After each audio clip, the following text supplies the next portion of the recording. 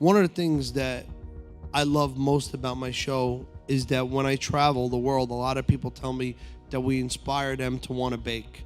We inspire them to, want to go to culinary school. There was a time when Wednesday nights in America smelled faintly of butter frosting.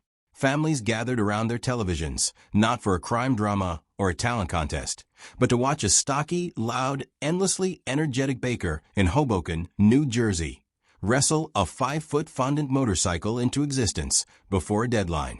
That baker was Bartolo Buddy Valastro Jr., and the show was Cake Boss. For nearly a decade, it was one of the most reliable ratings engines on cable television, a genuine cultural phenomenon that turned a modest family bakery into an empire and turned Buddy into a household name. But television, like a wedding cake left too long in a warm room, has a way of collapsing under its own weight. Cake Boss did not simply fade away. It was undone by a mixture of overexposure, damaging headlines, and the same relentless hunger for content that had made it famous in the first place.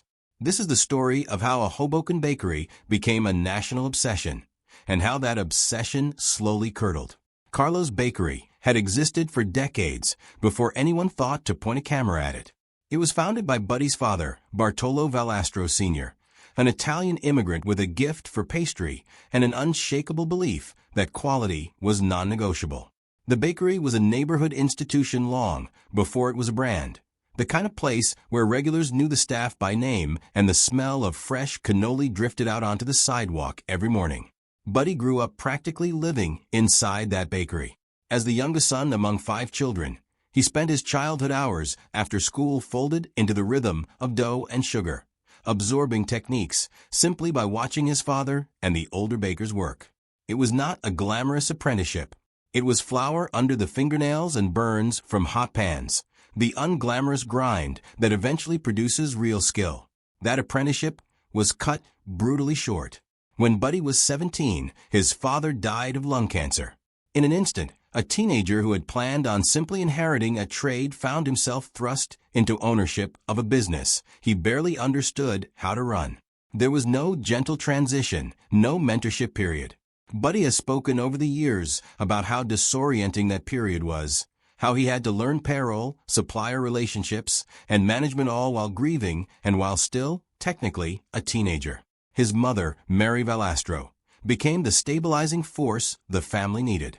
She was not a baker by trade, but she understood people, and she understood how to hold a family together under pressure.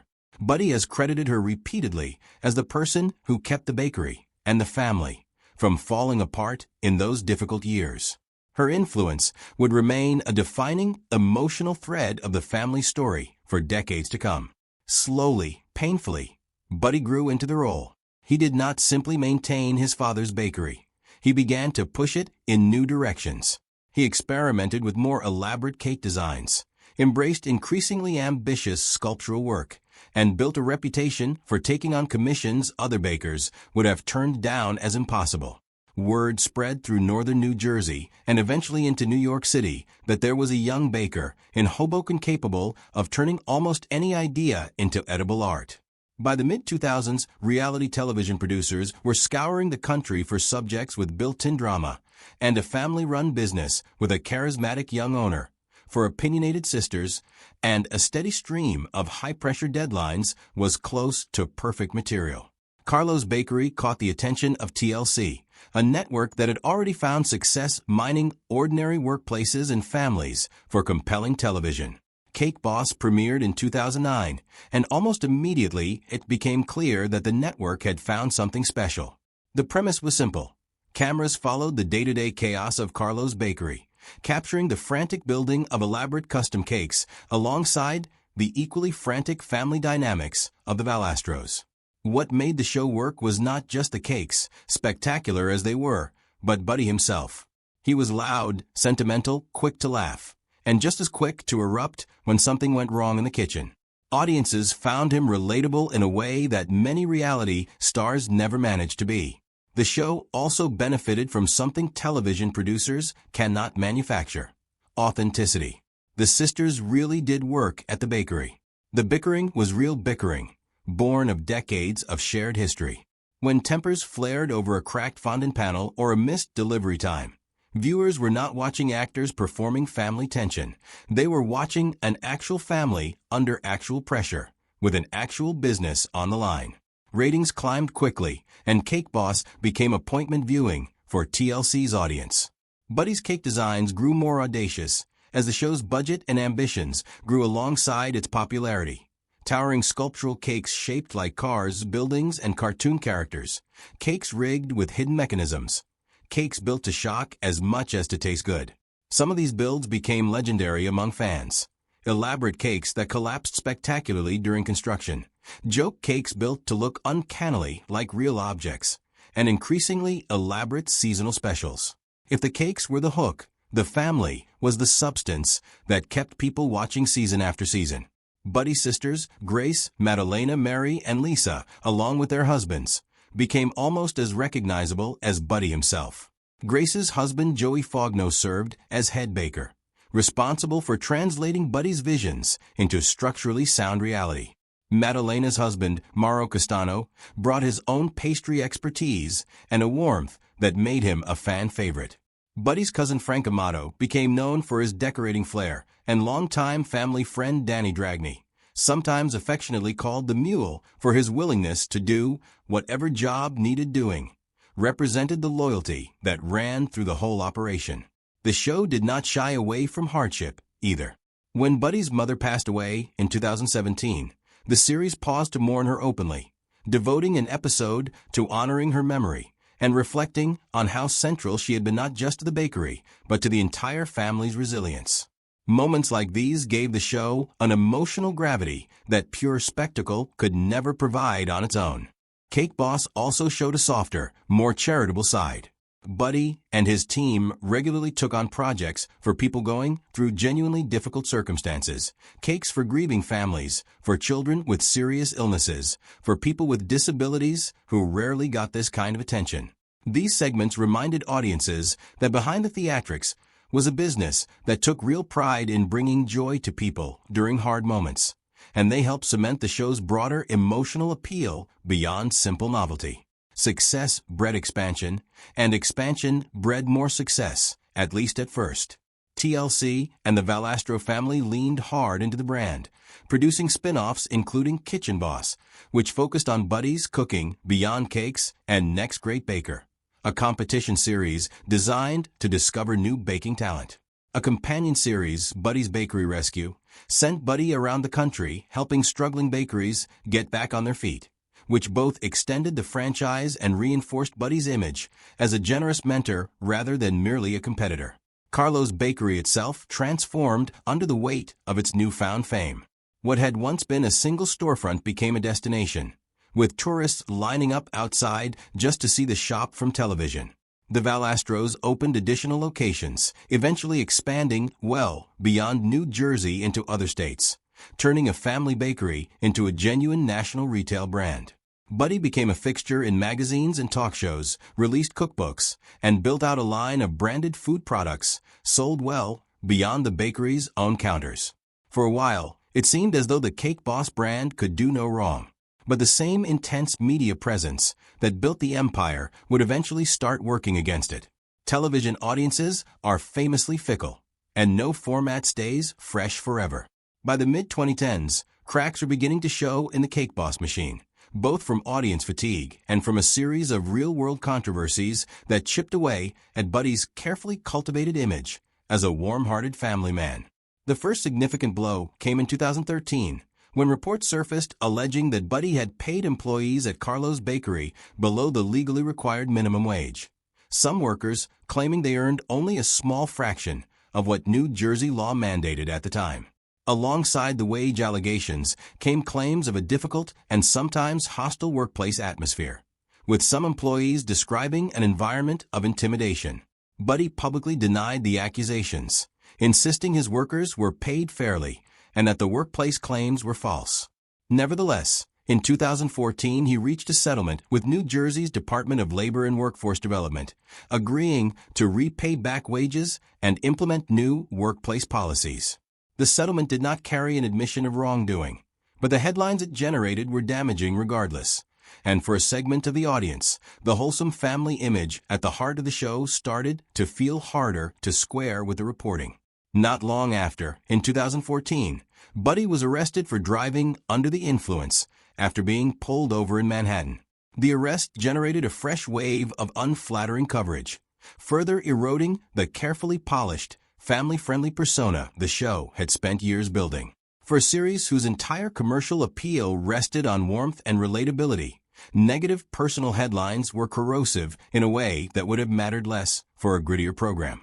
Then came a controversy that struck a different nerve entirely. During one episode, transgender model and actress Carmen Carrera appeared as part of a segment built around a gender reveal cake prank. Many viewers and advocacy organizations found the segment's premise offensive, arguing that it treated a person's gender identity as the punchline of a joke rather than treating the guest with basic respect. The backlash was swift, and it added another layer of reputational damage at a moment when the show could ill afford it. In 2015, additional allegations emerged from a former employee who claimed to have experienced a pattern of inappropriate and demeaning treatment in the workplace. Details of the complaint were disturbing enough to generate significant press coverage, further compounding the sense that behind the show's cheerful family branding lay a more complicated reality. Controversy alone rarely kills a hit television show. Audiences have shown time and again that they will forgive a great deal if the entertainment value remains high enough. What ultimately doomed Cake Boss was the combination of these scandals with a more mundane but equally fatal problem: oversaturation. By the mid-2010s, Buddy Valastro and the Cake Boss brand were seemingly everywhere. Between the flagship series, its multiple spin-offs, magazine features, product lines, and constant talk show appearances, there was very little room left for novelty. The initial appeal of Cake Boss had been rooted in the sense that viewers were getting an intimate, almost voyeuristic look inside a genuine family business. Once that family became a full-blown media franchise, some of that authenticity inevitably diluted. Viewers who had once tuned in to feel like insiders now found themselves watching what felt more like a well-oiled marketing operation. At the same time, the broader reality television landscape was shifting. Newer shows with fresher formats and different kinds of personalities were pulling attention away from established programs across the genre, and Cake Boss increasingly felt like a relic of an earlier reality TV era rather than a show keeping pace with contemporary tastes. Ratings, which had once been reliably strong, began a steady decline starting around 2015. Combined with the accumulated reputational damage from the various controversies, that decline proved impossible to reverse. By 2017, after roughly a decade on the air, TLC brought Cake Boss to a close. There was no single dramatic final blow that ended the series, no one scandal, no single bad season. It was death by 1,000 cuts, labor disputes, a DUI arrest, a poorly conceived prank segment, workplace allegations, and the simple exhaustion that comes from being everywhere for too long. Endings in television rarely mean endings in real life, and Buddy Valastro's career did not stop when the cameras left Carlo's Bakery for good. If anything, he diversified. Carlo's Bakery continued operating, with locations that had expanded well beyond the original Hoboken storefront into other states, including outposts as far away as Nevada. Buddy expanded into the restaurant business as well, opening an Italian restaurant in Las Vegas that served classic dishes alongside some of his signature pastry creations. Television, unsurprisingly, was not done with him either. Buddy went on to headline Bake Squad, a series in which he led a team of talented bakers, helping home bakers bring their own dream cake concepts to life. He also became a fixture on Food Network through Buddy vs. Duff, a good-natured rivalry series pitting him against fellow celebrity pastry chef Duff Goldman, the Baltimore-based baker behind Charm City Cakes, and the star of his own long-running Food Network programs.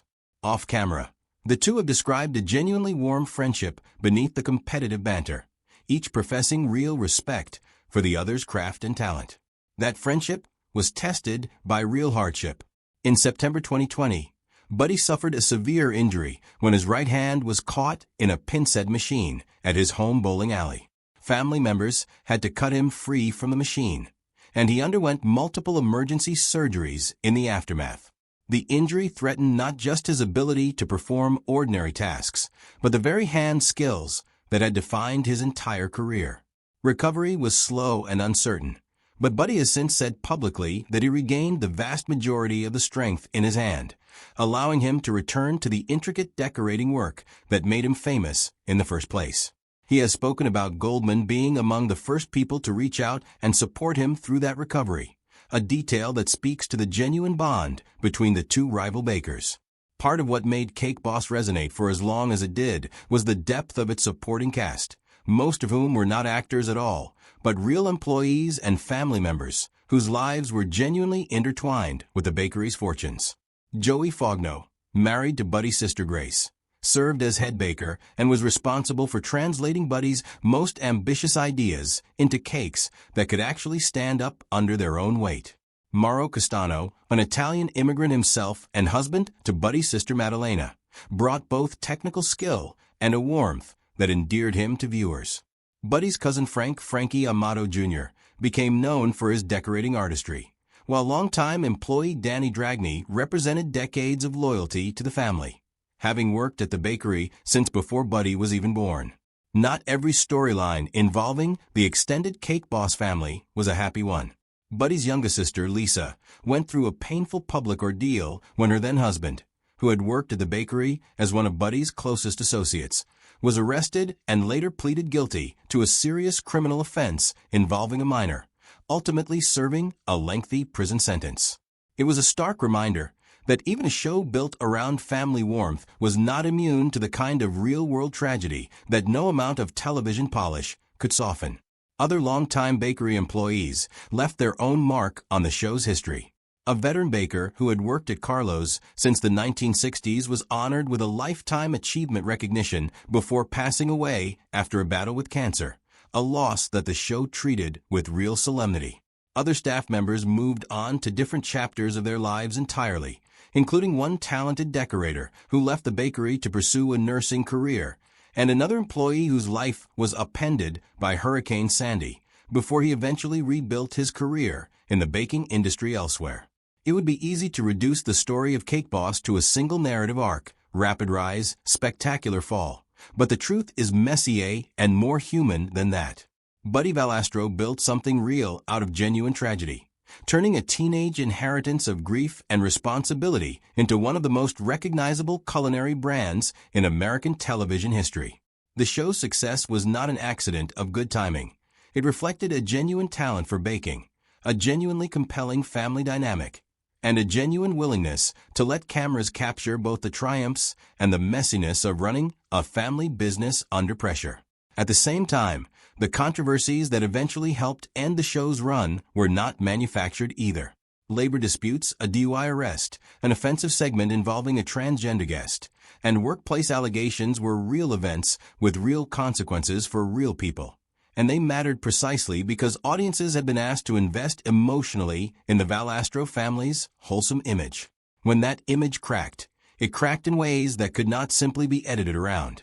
What remains today is a more complicated, but arguably more interesting legacy. Carlo's bakery still operates. Buddy still bakes, still competes with Duff Goldman on national television, and still occasionally reflects publicly on both the triumphs and the mistakes of his career. Cake Boss may no longer be in production, but its influence on the reality television landscape and on the American public's appetite for elaborate novelty cakes remains difficult to overstate. It proved that a small family bakery in Hoboken could capture the imagination of a nation, and it proved, just as clearly, that no amount of frosting can permanently paper over real-world problems. In the end, the rise and fall of Cake Boss is less a cautionary tale about a single baker than it is a familiar story about fame itself. How quickly the very things that make a person or a business beloved can become the things that, once complicated by scandal or worn thin by overexposure, drive audiences away. Buddy Valastro built an empire on family, hard work, and sugar. That empire cracked under pressures no cake could withstand, but the man behind it, remarkably, kept baking anyway.